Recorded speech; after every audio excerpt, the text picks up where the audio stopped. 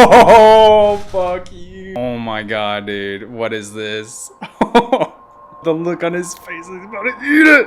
Dude, Maki's a freaking savage, bro. Destroy it all. Hey, what's going on, everyone? Hope y'all are doing well. We're going to be getting into some JJK today, episode 4 of season 3. Y'all, it's kind of funny. I don't know if any of y'all saw, but I think it was Crunchyroll, or I think it was Crunchyroll that released like a Golden Games explained like short form video, just because of how many people were like complaining that was so confusing last time. Obviously, I was a little confused too, but I think I have it somewhat figured out after going back and watching some other YouTube videos. Always good to get a little recap video going on. But yeah, y'all, now that the Golden Games have been explained, I can't wait to see how all of this unfolds. There's so many moving pieces being set up, so I want to see if the author pulls this off here. Yeah, man. And obviously, hopefully some good fights in here too. So, but yeah, y'all, let's go and get into it. If you enjoy it, drop a like for me, comment, subscribe, all the good YouTube stuff. If you want to check out the uncut reactions over on Patreon, check out the Patreon if y'all are interested. What is this, One Piece? If y'all are interested. Yeah, y'all, let's go and get into this.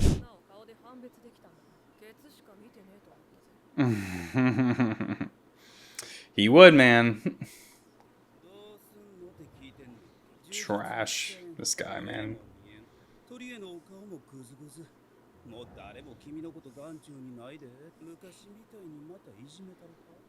Why would you even think about that, bro?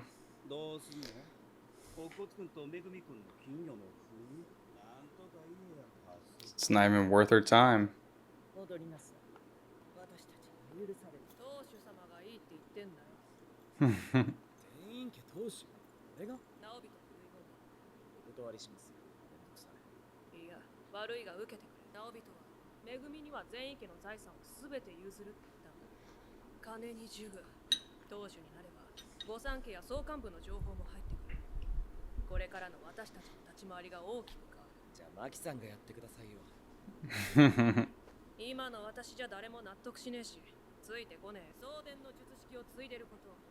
Yeah. Even though he hasn't really been part of the Zanin clan exactly.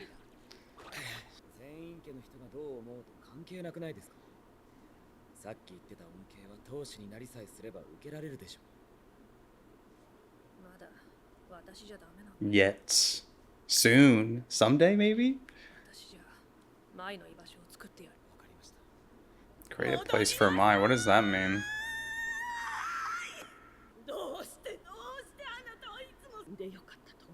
It's fucking mom. Okay, mom. Freaking shaming her. Dude, she looks badass with all the scars. Even though it probably sucks she got burnt to a crisp, but she looks cool.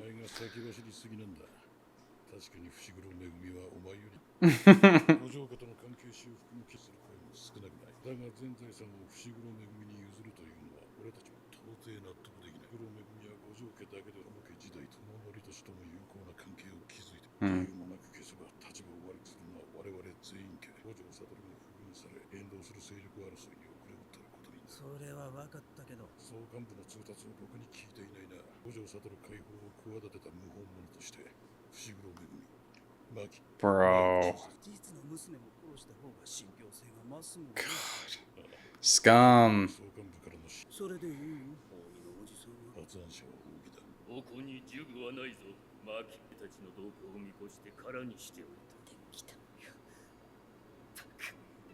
Is that May, dude? Dragon Bone.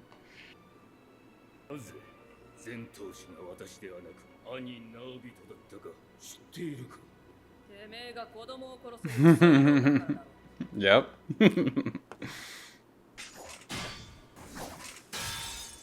Dude. Shit.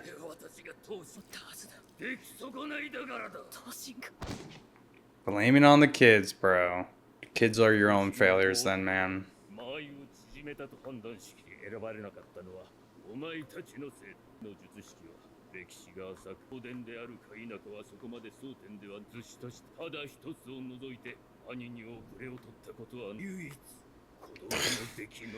God, what a fucked up world, bro.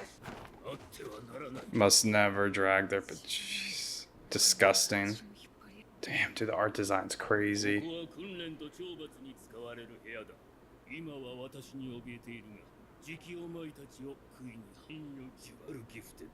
それが何尾鍛錬した肉体をさらに磁力で強化し、お前の力など皆手抜かりなく持っている。さらばが人生のお手。 Jeez. What a prick, dude. Man's a narcissist for sure.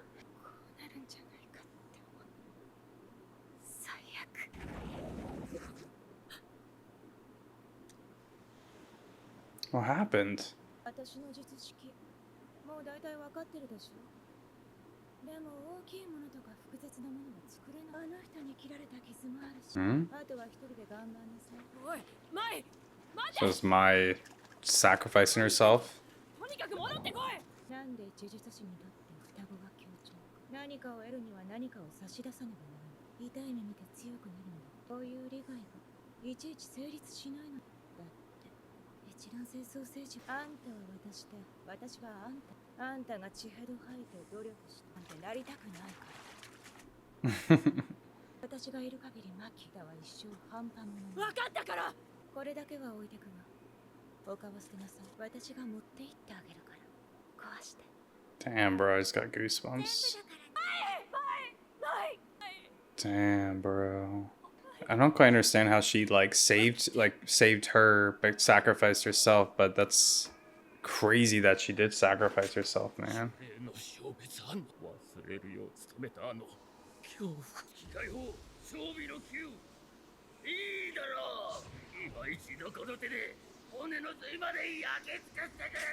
Dude. Oh, fuck you, bitch. Yes.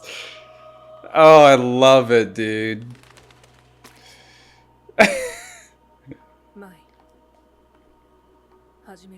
Perfect preparation. Damn. My dude. Now did Maki even stronger because she like got rid because Mai killed herself?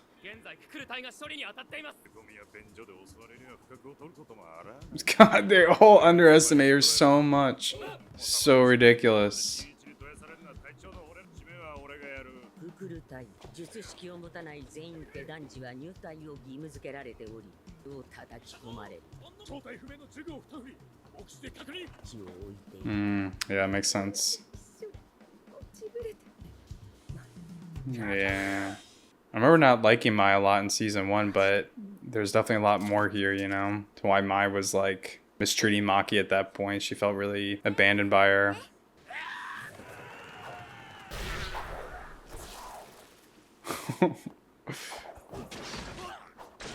Oh my god, dude. What is this? Oh.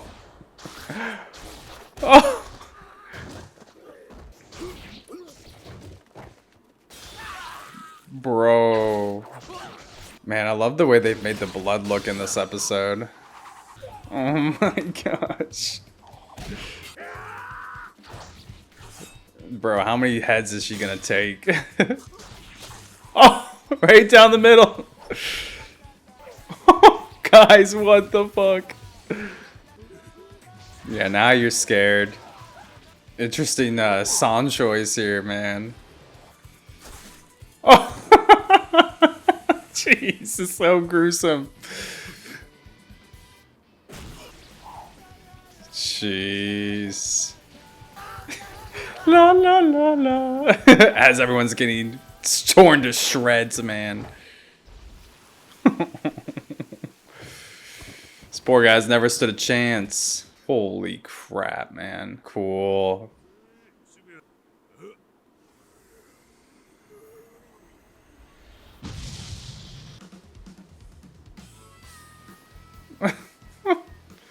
That's got all the blood on it.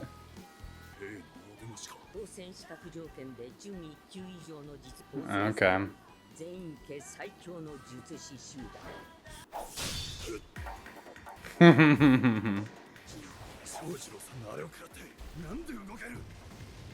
Because she's a beast, baby.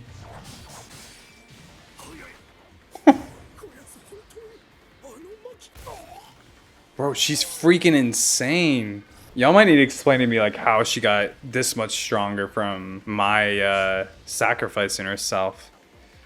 I guess it's like that polarity that they were talking about, like they kind of keep each other from not growing. What the hell? The same?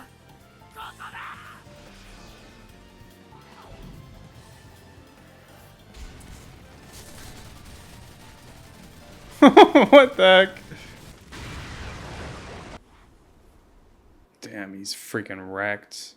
Oh, did he now? Dude, Maki's a freaking savage, bro. Destroy it all.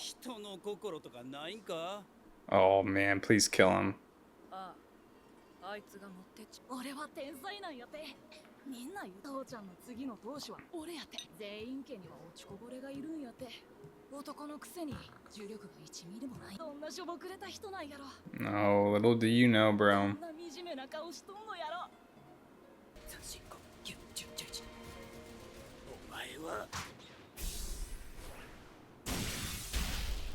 お前は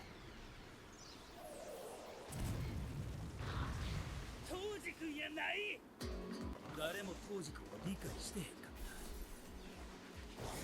ったたぶん悟君を除いて内側に立つんは俺や She can take all those measly punches. 動きは作れなかった同じく速度も術式発動時の加速度には上限がある逆に絶えず術式を重ねれば Oh my god. 内側に立つんは The freaking Flash is back, man. あの時みたいにヘマをせん力は重さと速さ Mm-hmm. 真っ向勝負っちゅうわけか抱いてやる最高速度でぶち抜いたれ Dude, this is wild production here. Holy. 手のひらに触れたものも24分の1秒で動きを作らねばならず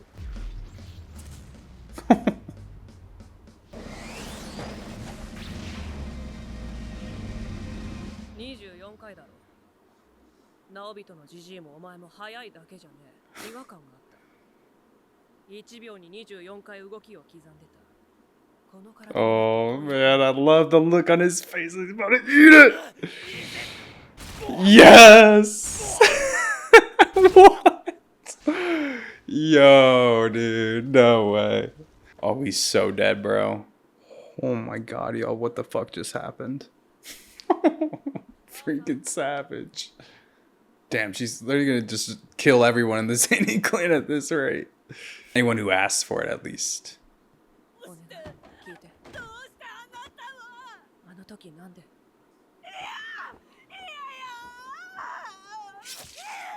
Can't say they didn't deserve it. Oh, bro, he's still going? 爪が甘いんじゃクソ甘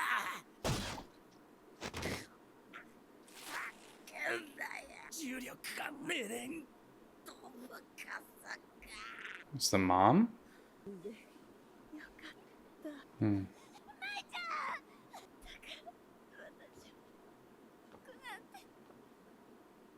Aw.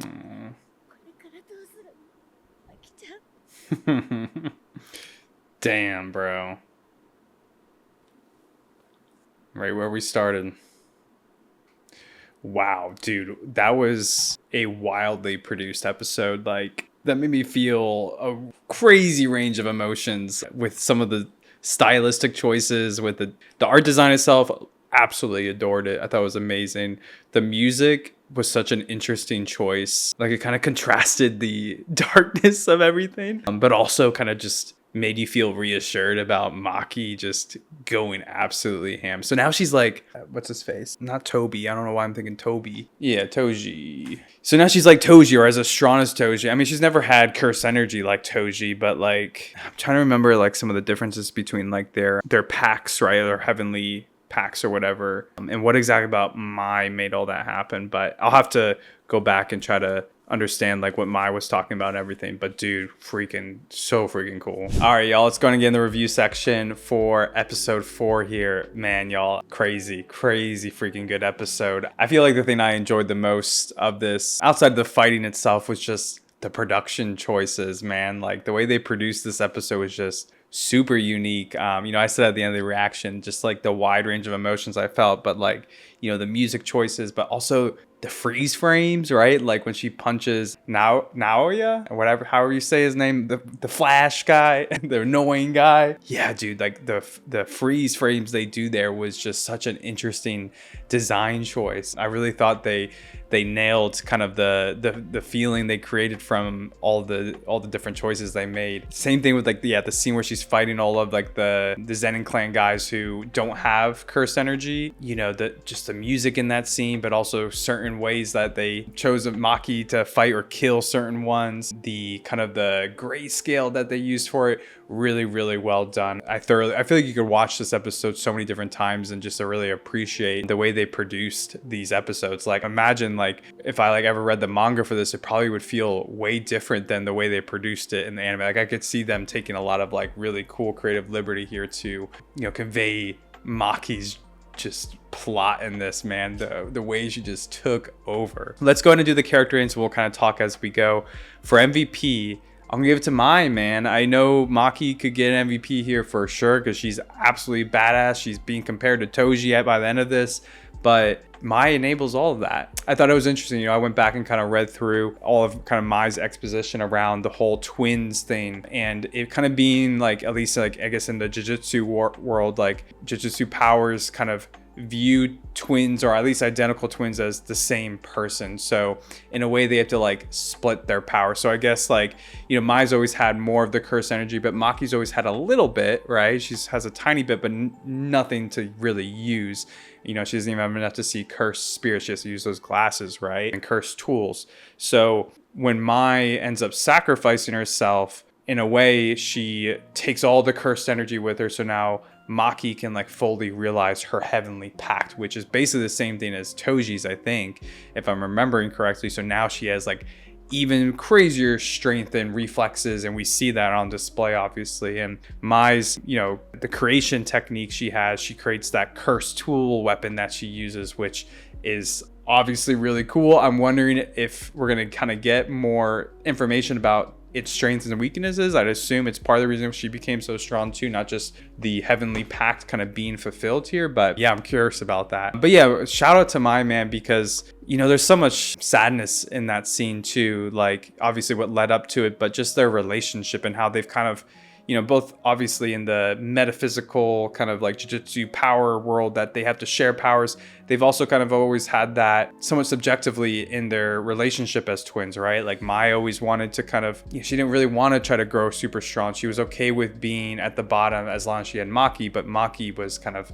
angry at the system and wanted to keep growing stronger and stronger to kind of prove herself. So even like outside of the Jujutsu powers itself, there's just this antithesis between Mai and Maki as sisters, as twins. And you can see that Mai, when she says, I knew this day would always come, I feel like that was more of an expression, not from like the Jujutsu power scaling world, but their differences as sisters. I thought that flash to Mai like expressing like, why couldn't you stay here, down here with me, was really heartbreaking, man. But yeah, it was either that or they both died from their shit ass father putting them in this situation. So it makes sense. But yeah, it's just, it's heartbreaking, but also freaking badass at the same time. Best moment, gonna give it to Maki, dude. Just absolutely freaking popping off against everyone in the Zenin clan there. And it's some really strong people too, as you can tell. Dude, especially the scene with her finally punching Naoya or whatever his name is. I love the way they made that scene build up and the way she freaking landed that punch on him, crushing his skull, the way they animated the skull getting crushed,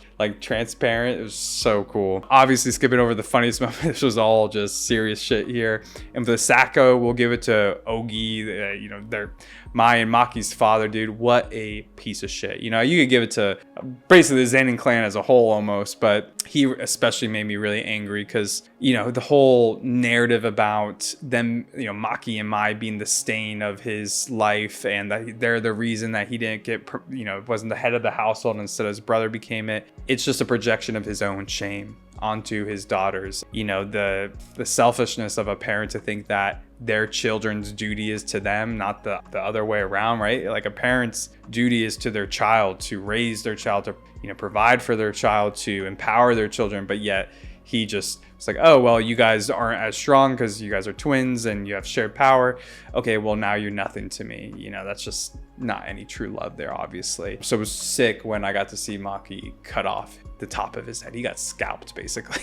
That was great. But yeah, also, you know, great scene. A lot of the other Zenins getting killed too, of course. They're a pretty selfish family, although I have a feeling most of the sorcerer, like the big sorcerer families, are kind of all a little bit this way. I'm sure they're all a bit dysfunctional, all a little political or power hungry. Yeah, not great, man. But yeah, y'all, I think that'll do it for these episodes. Let me know what y'all's favorite part of this episode was, what you thought of my sacrifice and Maki's like newfound power here with, you know, it seems like the heavenly pact is kind of fully realized now. I'm curious how she was able to see the curses at this point, because I know she wasn't able to before. Is there anything different? Like, it kind of makes me think, like, how did Toji see curses? Like, he had that like cursing on his shoulder, and then he could see when he was fighting Geto, he was able to see the curses. So if anyone could explain that to me, maybe I'm kind of missing a little bit there. But yeah, y'all, super good episode. I mean, what a way to come back after a heavy exposition episode right into some crazy action and insane production choices. Absolutely love this one. Hope you all enjoyed it, and I will catch you for the next episode. Peace.